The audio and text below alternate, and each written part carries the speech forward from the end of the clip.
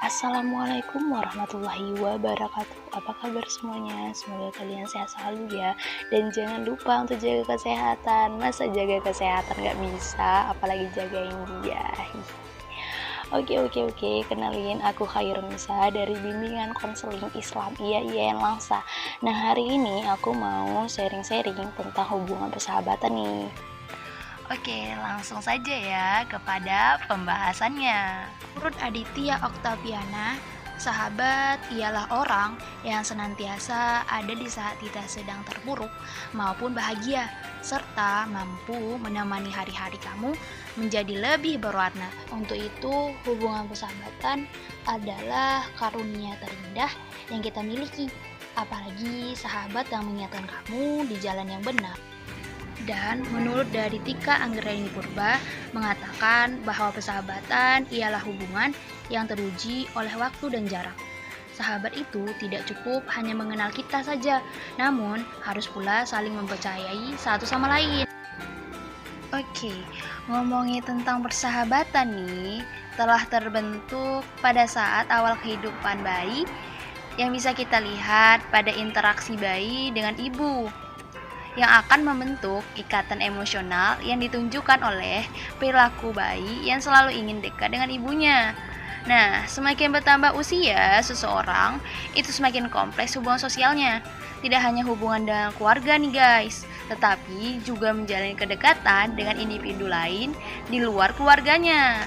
Nah, disinilah individu mulai menjalin hubungan persahabatan nih guys dengan teman sebaya ketika mereka memasuki masa sekolah, menghabiskan banyak waktu, berbagi hal-hal yang menyenangkan bersama teman-teman sebaya pada akhir masa anak-anak.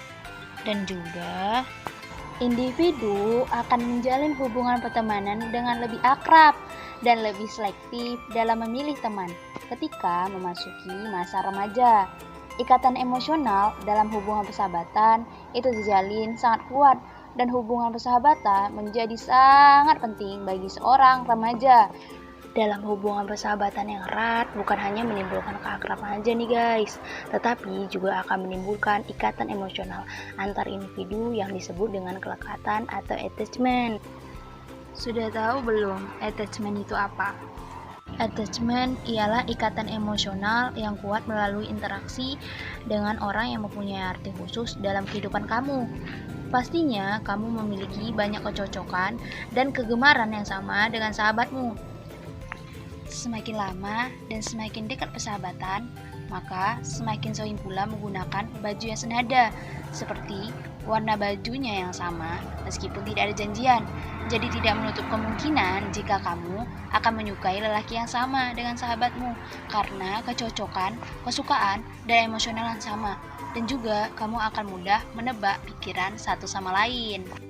Hubungan persahabatan remaja terjalin keakraban yang menunjukkan bahwa sahabat adalah sumber dari dukungan sosial, emosi, saling mendukung satu sama lain, sehingga banyak individu saat usia remaja membentuk geng seperti yang saat ini kita lihat.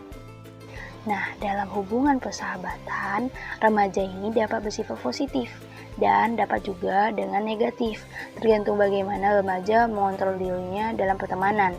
Ada persahabatan yang negatif seperti saling suka membuli orang lain, saling menggunakan bahasa kotor, mengolok-olok orang lain, orang tua dan guru.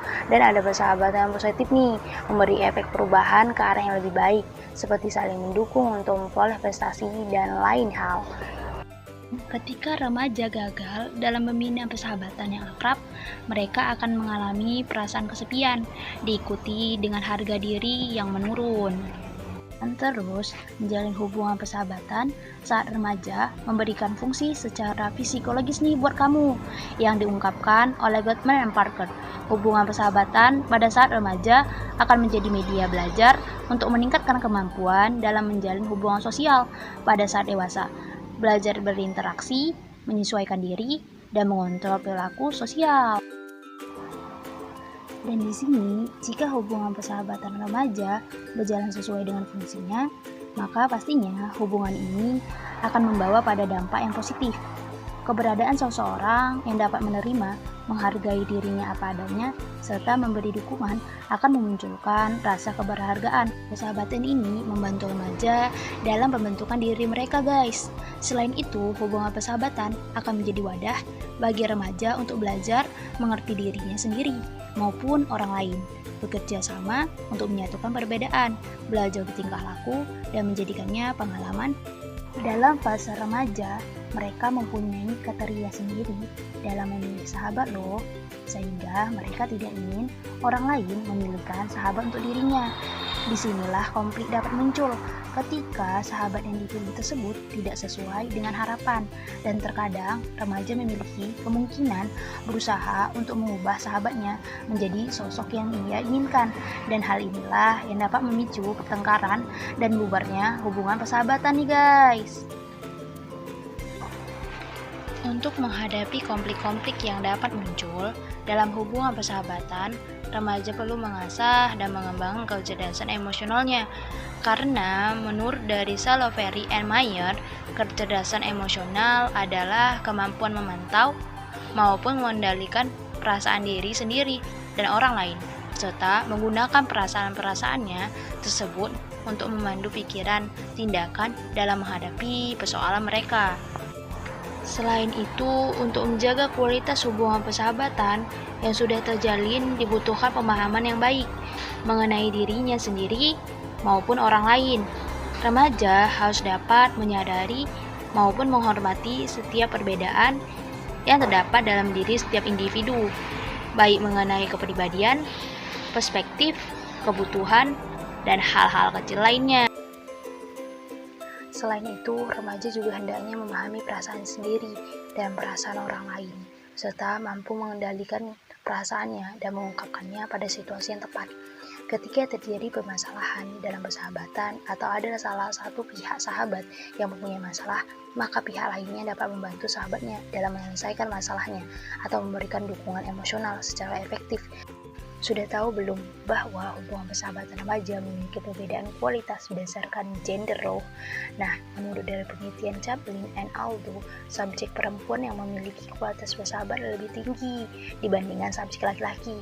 Kok bisa gitu ya guys? Nah, ini disebabkan karena perempuan umumnya lebih menunjukkan emosi positif dan menekan emosi negatifnya sendiri.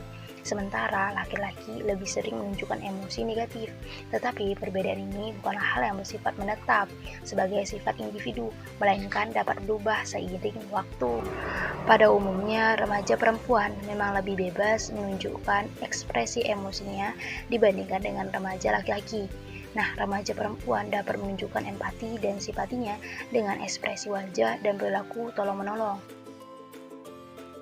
mau untuk saling berbagi, serta lebih terbuka kepada teman-temannya. Sedangkan kebalikannya, remaja laki-laki biasanya jarang mengekspresikan emosi-emosi yang bersifat lemah, seperti takut, sedih, atau kecewa. Namun, mereka diberi ruang yang lebih bebas untuk mengekspresikan emosi yang lebih kuat, seperti rasa marah, jijik, atau muak. Persahabatan kita jalani semasa kecil dan remaja ternyata berbeda dengan yang kita jalani ketika beranjak dewasa loh.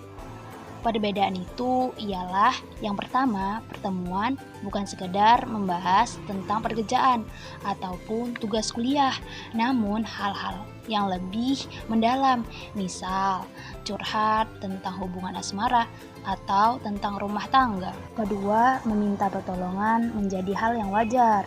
Ketiga, berkumpul atau menghabiskan waktu dengan hal yang positif dan bermanfaat. 4, kamu akan ringan tangan untuk mentraktir sahabatmu.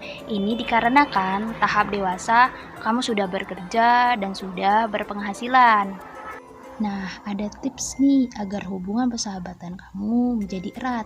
Ada 10 tips yang dapat kamu terapkan. Yang pertama, saling mendukung, percaya, dan jujur. Yang kedua, saling mendengarkan satu sama lain. Ketiga, jangan menghakimi. Keempat, saling menghargai. Kelima, meminta maaf dan memaafkan. Keenam, menghormati privasi satu sama lain. Ketujuh, hindari sifat egois. Kedelapan, menutupi aib satu sama lain. Kesembilan, saling menasehati. Yang kesepuluh, ketika ada permasalahan sebaiknya diselesaikan, bukan menjauhi permasalahan tersebut. Oke, sekian dulu ya teman-teman sharing-sharing kita pada hari ini. Saya ucapkan terima kasih. Sampai jumpa di lain waktu.